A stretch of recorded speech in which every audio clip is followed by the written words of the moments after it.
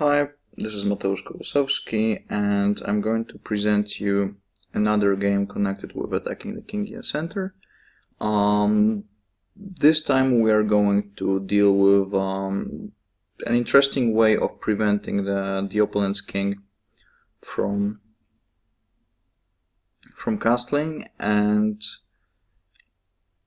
another way of crushing your opponent's defense by using one of the sacrifices, typical sacrifices I mentioned in the previous video. This is going to be another game played in the Sicilian opening, and the players that we're going to see are two grandmasters, William Lombardi and Miguel Angel Quinteros. So e4, c5, knight f3, d6, d4, c takes, knight d4, knight f6, knight c3, a6. Once again, this is the knight of Sicilian, and this time after bishop g5, e6, f4, bishop e7, we see queen f3, which is definitely a better move than bishop d3 that was played by Boris Spassky in one of his games. This is one of the most fashionable lines recently, or over the past decade, I would say, in Najdorf at least, and definitely the sharpest continuation, because there's lots of very interesting lines, which is a topic for another video series, or even more than one video series, because it's really complex, and you could talk about various problems that arise in Najdorf, in bishop g5 Najdorf. After queen f3, black went h6, which is a very typical move that black makes here. And here, of course, well, as always, white can take on f6, which is actually a very interesting continuation. White can go back, bishop h4, but very often he needs to be ready for moves like g5, when this surprisingly looking strategical resource creates a very nice outpost for the knight on e5 after the pawn takes on g5. But also, black sometimes just goes knight retreats with the knight from f6, and then the pawn can be even recaptured on g5. There is lots of motives like that. Most probably not in this position, it's just too early for this, but when playing bishop h4, white needs to be ready for that. And also this bishop on h4 is not protected, which sometimes can be used by black with some tactical resources like knight takes e4. After bishop h4, black went queen c7, which is a very logical move. There was queenside castle, knight bd7, and bishop e2. Here black went rook b8, which is definitely not the move that he should play. After rook b8, we see a very interesting position, and this is the first moment that I would like us to focus on, because black wants to play b5 and then most probably either b4 or bishop b7, exert some pressure on the central e4 pawn. Perhaps he may consider playing g5, f takes g5, and knight e5. This is another strategical idea that, as I mentioned, needs to be considered all the time. So rook h e1 or any other naturally looking move may not be enough for white to seize the initiative and eventually claim a full advantage. Instead, white needs to play very energetically, and the move that you're about to see is connected with the move that white made just a moment ago. He played bishop e2, and he put the bishop on e2, not on d3, for a reason.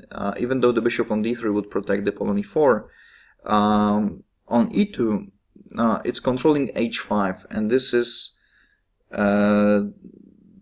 why queen g3 is a possibility now, and this is what Lombardi played.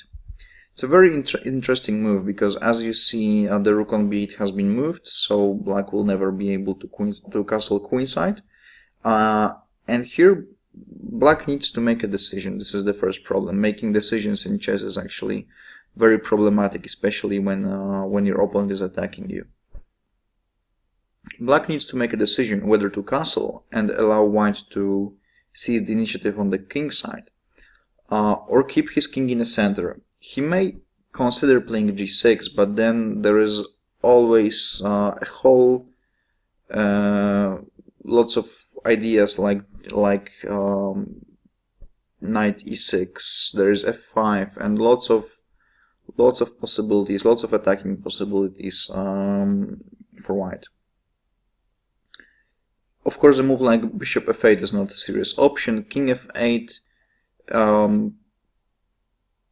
could be played.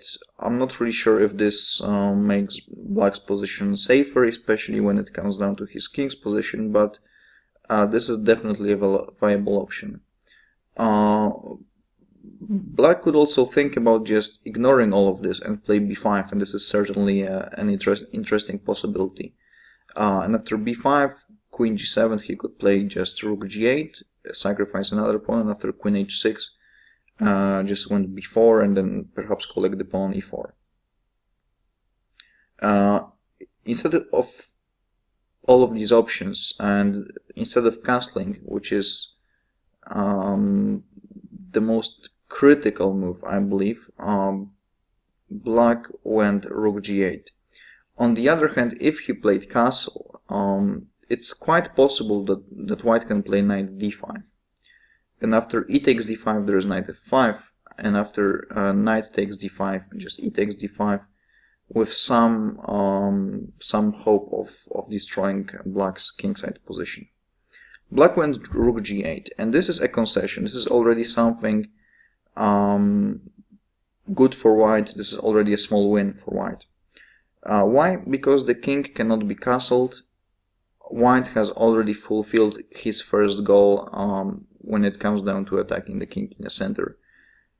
The king will never be able to escape from the center, at least in the best way, which is of course castling. After rook g8, Lombardi proceeded very logically. He just went rook h to f1, preparing another piece into action, bringing it into action, preparing it to be used in the attack. Rook h f1, black went b5, and here we still see that the pawn is about to go to b4, but white is just on time with all of his tactical resources. The king on e8 is highlighted for a reason. It's stuck there for a moment, and since the rooks are placed on d1 and f1, white has all of his pieces ready for the attack. And as I said this and mentioned this for a couple of times, whenever all of your pieces are optimally placed, there is a huge chance that there is some tactical ideas on the table. And here white used one of the most typical ideas I mentioned before, so he just took on e6. F takes e6 and queen g6. Now the king is under attack, and wherever it goes, either to f8 or d8, white already has a rook ready to greet the black king. In the game there was king d8, but let's briefly take a look at what could happen after king f8. Here, of course, white needs to open the position. So e5, d takes e5, and instead of the logically looking f takes e5, white should play f5. F takes e5 actually allows knight e5, and then black controls some of the important squares, so this should not be played.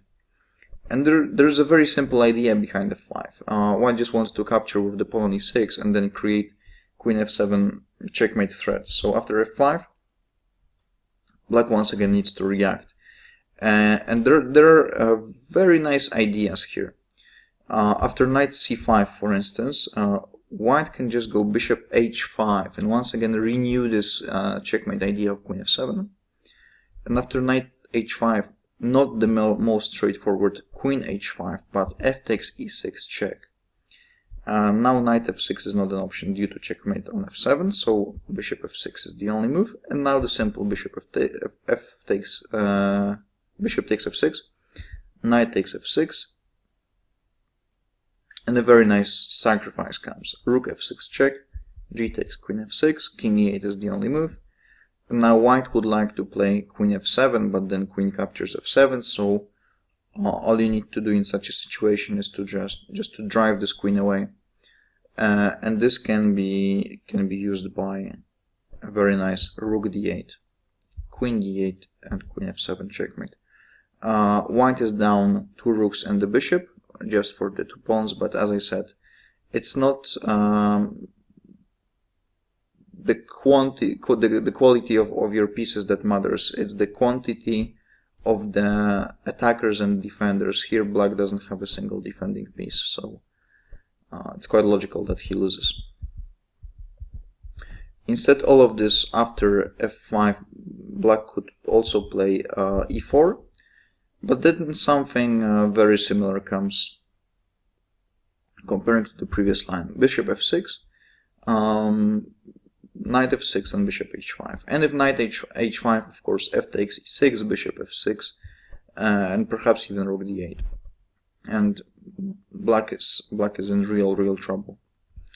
Coming back to the game, after queen g6, black decided that the king will be safer on d8, which was not really true, unfortunately for him, but fortunately for us, we will be able to see a great attacking performance by William Lombardi. So once again, the king is in the center. All you need to do is to open files and diagonals, use them for their pieces, invite all of your friends to the party, and create threats. So off you go. e5,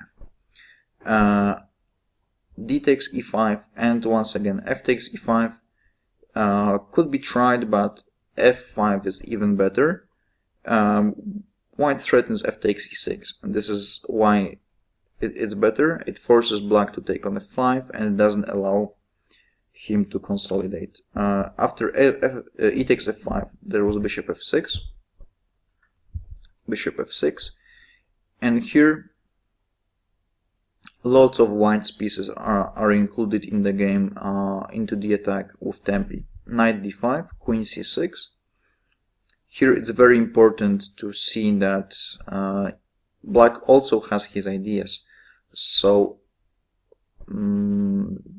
for example, if white plays a move like bishop f3, there is bishop g5, and the check on c1, checking the king placed on c1 is not a problem, but the fact that the queen from c6 will be able to capture the queen on g6 is a huge problem. So due to that, white just took on f5, and here after bishop g5 there is a nice rook takes g5, and if the queens are exchanged, white still maintains his advantage. Instead, bishop g5, black went rook f8, there was bishop g4. Once again, if bishop g5, then rook g5, so black went rook b6, renewing the threat. But this was already too late, because after rook takes f6, a fantastic idea, black is forced to take with the pawn, and here queen g7 creates just an overwhelming amount of threats with queen e7, knight b6, and perhaps even something like knight b4 or knight e7,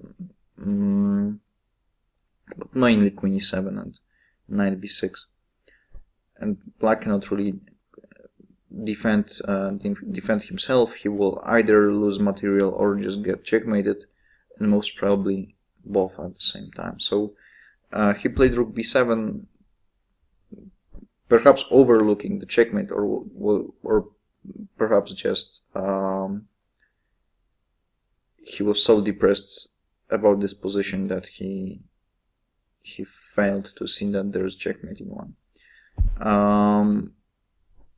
Queen e7 and white won the game. A very nice game. Once again, a nice, good, confidently conducted attack on the king in the center. And what I would like you to remember from this game is the way that white prevented the black king from castling, and also how he kept the initiative going. This is extremely important for the success of your attack. Make threats, make your opponent deal with the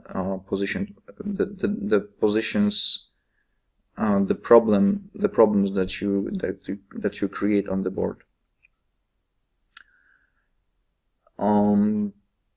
This, I believe, will cover this video, and thanks for watching. I hope you enjoyed it. This has been Mateusz Kołosowski for Mind Sports Academy. Please stay tuned. There is going to be one more last video on how to attack the king in the center.